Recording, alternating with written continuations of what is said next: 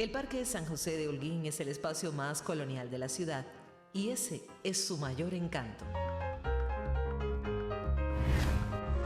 Al subir estos peldaños parece que uno viaja al pasado.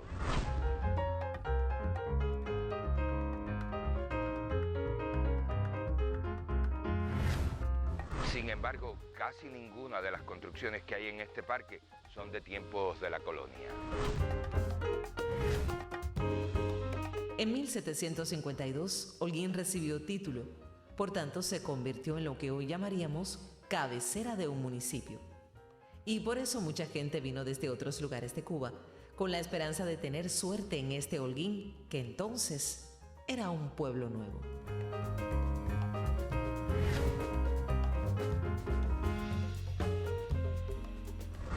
Entonces ocurrió que llegaron a la ciudad 5 frailes franciscanos que venían de su convento en Bayamo. La idea de ellos era construir un convento también aquí en Holguín, y hubiera sido muy bueno que los franciscanos hubieran construido el convento. Ellos además iban a hacer un hospital y una escuela, y no había ningún hospital ni ninguna escuela en Holguín entonces. Pero ocurrió que para la fecha la orden de los franciscanos le empezó a caer un poco gorda al rey de España y no los autorizó. De los franciscanos que vinieron solamente nos quedó una cruz allá en la cima del cerro, que uno de ellos subió hasta allá arriba. Los franciscanos tenían el plan de hacer su convento en esta parte, que quedaba en las afueras de la ciudad, de 1752, sí, aunque ahora no lo parezca. En 1752, Holguín se acababa en el actual Parque Calixto García. Como los franciscanos no pudieron construir, esta manzana quedó olvidada por 51 años, hasta que en 1803 un vecino pidió permiso para construir una pequeña iglesia y lo autorizaron. La iglesia se inauguró en 1819. Le correspondió hacer la misa inaugural al cascarrabias sacerdote de San Isidoro, el padre Manuel Calderín. Durante todo el siglo XIX son antológicas las perretas de ese cura y un día se las voy a contar. Hoy solamente lo que hizo el padre Calderín el día que inauguró San José. Estaba previsto que a esa misa asistiera el teniente gobernador, que entonces lo era don Paco de Sayas. Pero el teniente gobernador llegó tarde y el cura dijo que no iba a esperar por nadie, ni aunque fuera el mismísimo rey. Cuando el teniente gobernador llegó, obviamente ya habían inaugurado la iglesia y eso a él le molestó y comenzaron conflictos entre el teniente gobernador y el cura, conflictos que duraron mucho tiempo, tanto que hasta el obispo que estaba allá en Santiago de Cuba tuvo que intervenir, llamar a Calderín y decirle que por favor se dejara de tantos problemas. La primitiva iglesia que inauguraron en 1819 era modesta, solo una nave con paredes de ladrillos y techos de tejas. Mírenla. 23 años después la hermosearon, construyéndole un pórtico neoclásico y la torre. Mírenla.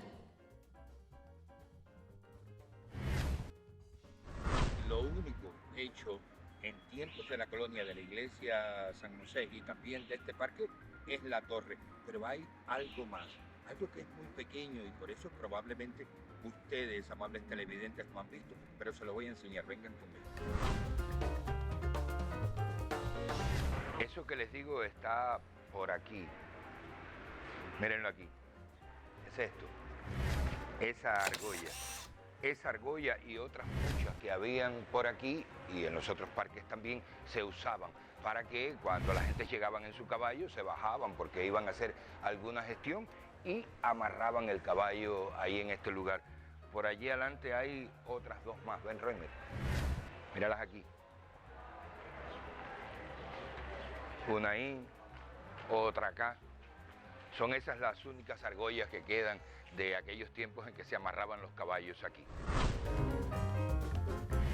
Vamos a ver seguidamente cómo las partes coloniales de San José fueron cambiándose por partes hechas en el siglo XX. Cuando comenzó el siglo XX, la iglesia de San José estaba en ruinas, sobre todo porque el ejército español la usó como cuartel durante la guerra de 1895. Lo primero nuevo que tuvo la iglesia fue esta parte de atrás, que sirvió de recibidor y de sacristía.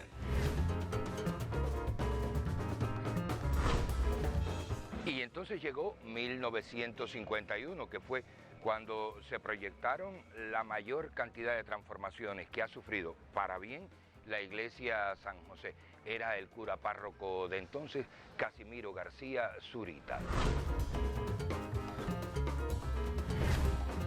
El padre Zurita proyectó ampliar la vieja nave y colocarle 2 naves en los laterales. Obviamente, para hacer eso, tenía que usar terrenos que eran propiedad del pueblo, o sea, terrenos del Parque San José. Hubo holguineros que se negaron ácidamente a que los curas se cogieran una parte del parque, pero el alcalde de entonces, que era Guarro Ochoa, firmó la licencia. Fue exactamente el día de la firma de la licencia, el 23 de julio de 1953.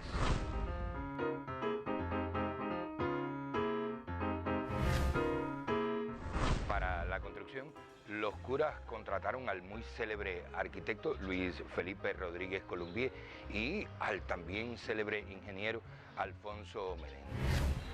Lo que estos dos hicieron para el bien de Holguín fue una obra de arte. Véanlo en esta secuencia.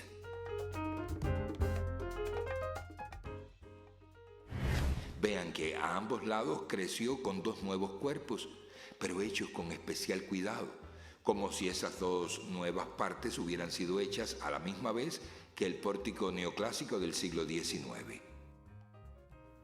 Luego, el tiempo se encargó de igualar el color y hoy pocos se percatan que el añadido es una construcción hecha casi un siglo después.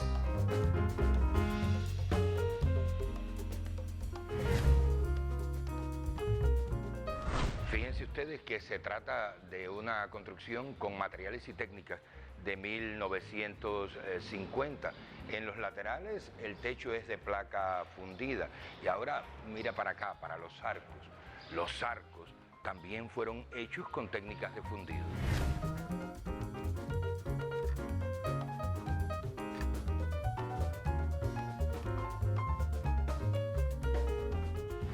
Pero recuerden ustedes que los constructores querían mantener o que pareciera que la iglesia se había hecho con el estilo neoclásico del siglo XVIII y por tanto había que enmascarar las técnicas modernas y lo hicieron. Lo hicieron sobre todo con el repello, que es gordo, y estas marcas hacen que parezca que la iglesia está construida con grandes bloques uno encima del otro.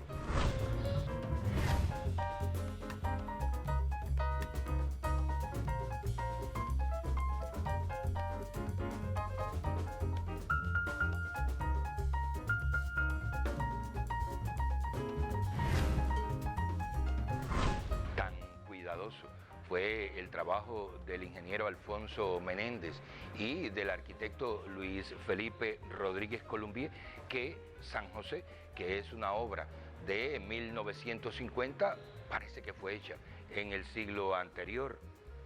Lástima, eso sí, lástima que la obra todavía no se ha concluido.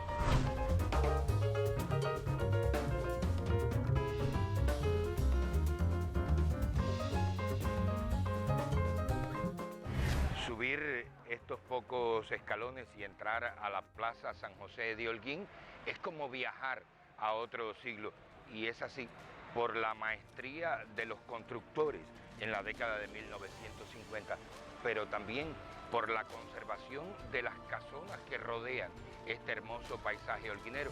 Por tanto, he de contarle la historia de las casas. Eso será en una próxima emisión. Hasta entonces.